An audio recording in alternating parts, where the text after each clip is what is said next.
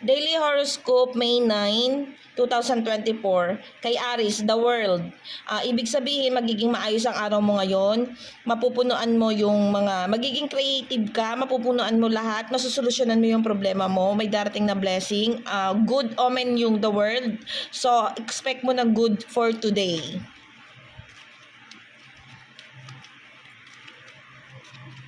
Para sa kay Libra,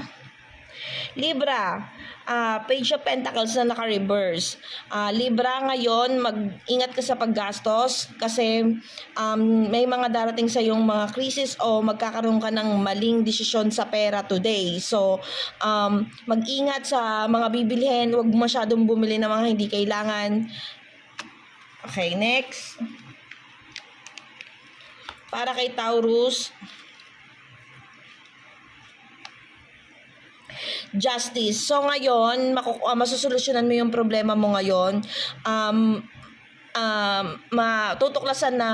May matutuklasan ka ngayon na i-gain mo. Kumbaga, nasa sayo ngayon yung justice, yung dapat na ma-achieve mo today.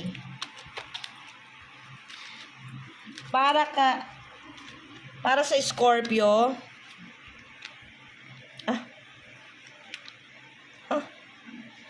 so ngayon, battled.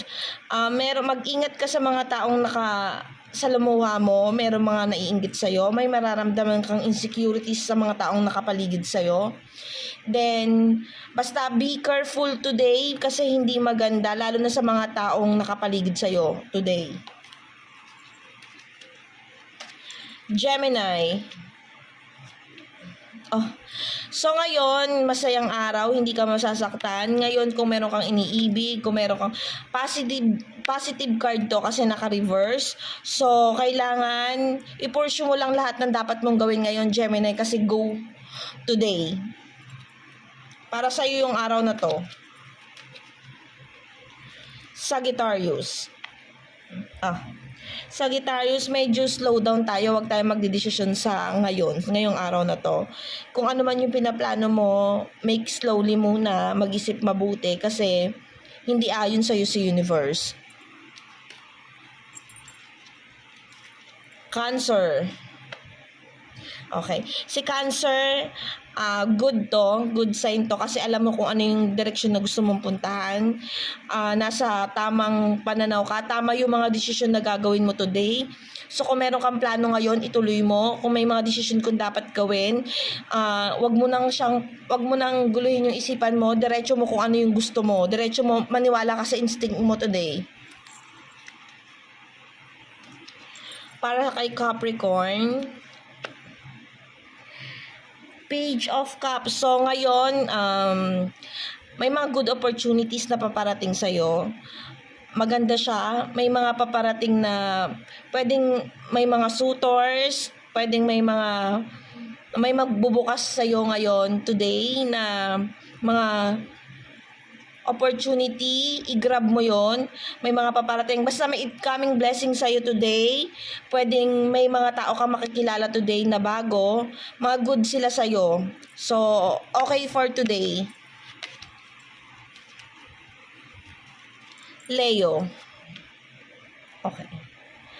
Knight of Cups na nakabaliktad. So, Knight of Cups, ibig sabihin, hindi magandang omen ito para sa'yo. Today, take slowly also.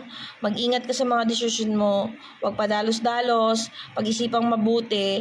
At ipagpaliban mo muna kung ano yung mga dapat mong gawin. Kung may pinaplano ka, hindi siya mag-work today. So, medyo alanganin tayo today, ha? Aquarius. Para kay Aquarius,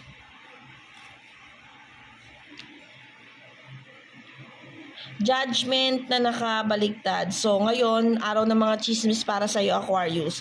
Mag-ingat ka sa mga taong may insecure sa'yo. Mag-ingat ka sa mga ginagawa mo. Huwag ka munang magdesisyon. Huwag ka munang magplano ng dapat mong gawin. Relax mo muna yung sarili mo kasi mahuhusgahan ka today. Virgo. Okay. So Virgo, tuloy mo lang din yung kung ano yung mga pinaplano mo, nasa tamang direksyon ka, hindi ka nagdadalawang isip. Okay yung pananaw mo ngayon, kung may mga desisyon ka, i-pursue mo yan. Kung may gusto, kung may bahala ka, kung maghahanap ka ng trabaho, kung may bubuksan kang business today, or may imimit kang tao, or something, i-go mo lang kasi positive yung card mo today.